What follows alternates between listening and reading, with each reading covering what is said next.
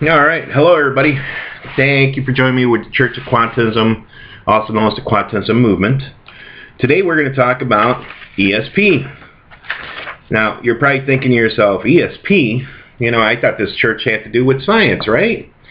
Well, believe it or not, I'm going to go into some more details here because the reason this section is in here is because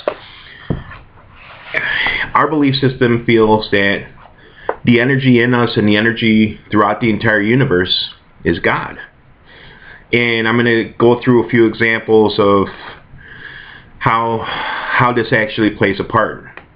So I have a picture of Joseph Ryan here. Joseph Ryan, he came up with the concept of parapsychology. Have his results ever been duplicated? No, they haven't. But there's other things that I'm going to discuss here that are pretty interesting. So keep an open mind, and I hope you enjoy this section. So extrasensory perception, also known as the sixth sense, has been around for many generations. So why do we deny that it's real? Easy. Because it's been exaggerated and has been used by swindlers for as long as time, for a very long time. Because of the scammers, we all are led to believe that ESP is just a make-believe concept. I'm not really going to talk much about looking into the future and prophecies because it's not really the focus of this section. Looking into the future has been possible through intense concentration and meditation. I'll give you a good example. Here we are, 2019, and we see many examples of looking into the future. Can't mention the name of the TV show, but it's a cartoon, TV show where the writers have been being pressured to come up with new ideas for the show. Now, as far as that, they took the time and concentration to think of these new ideas. Many of the new ideas actually became a reality years later. Now, as far as that, were the predictions perfect? No, they weren't. The concept where the ideas were written down at the time they showed up in the mainstream media seemed foolish, but it actually happened close to what was shown. I thought at first, when I first heard about this and I actually looked into it, that it inspired the people involved to make it happen. So for example, if the TV show showed and somebody said, oh, this is a great idea, we should do something like this, and then it actually happened in the future. Well, but then there were things that happened that we had no control over. For example, a natural disaster that happened in connection to the event. When it came down to it, it was like a look into the future. Past predictions have also been shown to be off, and only small parts of the prediction actually came true. Many people will tell you that looking into the future events is not really looking into the future, but it is an acknowledgement of patterns in the world around us. The theory is that we see the patterns that we are following, and the conclusions become obvious after a while. If we look deep into these patterns, we can make many predictions on future events. ESP is not just following patterns, it also has to do with the energy in us as well as the rest of the universe. All points in time and space are connected. Okay?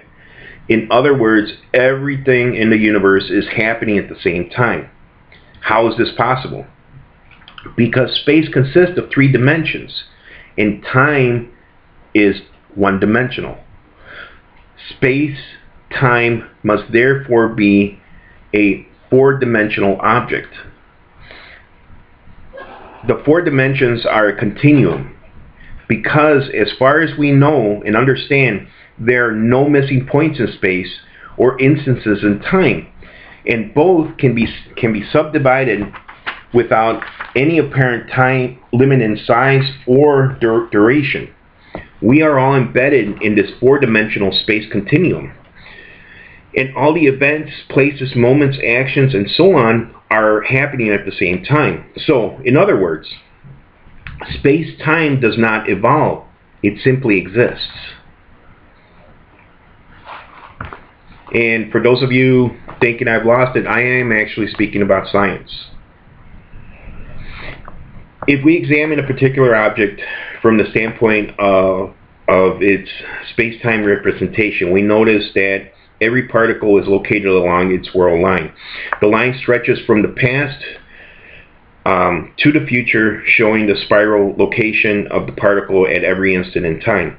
It exists as a complete object that can be sliced at any spot so that you can see where the particle is located in space at any particular instant. Once you determine the complete world line of a particle from the forces acting upon it, you have solved for its complete history. The world line does not change with time, but simply exists as a timeless object. Since we are all connected, does that mean that we can feel each other's emotions, thoughts? Yes. It is actually seen and also spoken of in many intense long relationships. A good example is a person suddenly feels something is wrong with their spouse and goes into a panic to find out they had been in a car accident or had a heart attack, for example. These things happen every day. And some people see it as stupid, but the people who actually have that connection know it to be true. You could almost read your partner's thoughts.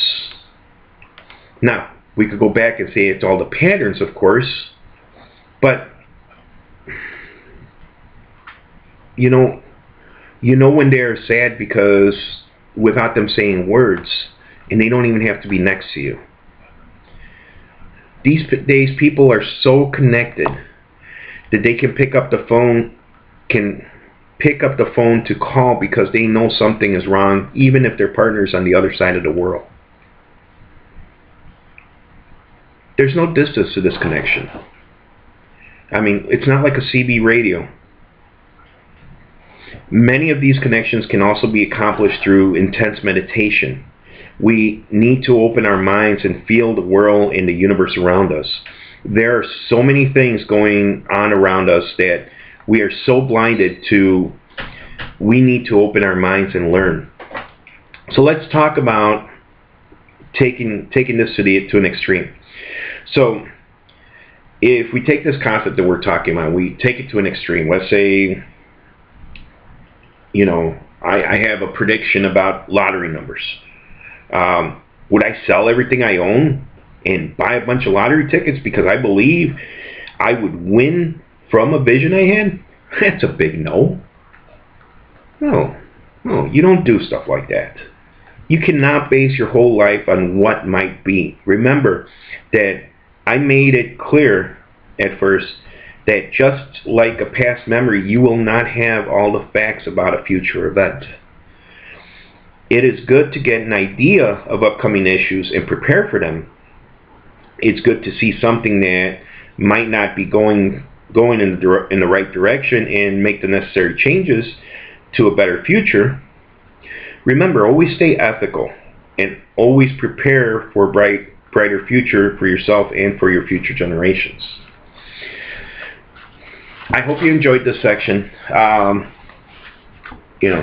For a lot of people, I mean, it might be something that they need to really open their minds to. Meditation is good for a lot of things. It's there to calm you down and refocus, and it's something that should really be done daily. Thank you again. God bless you all, and I hope to see you in the next video.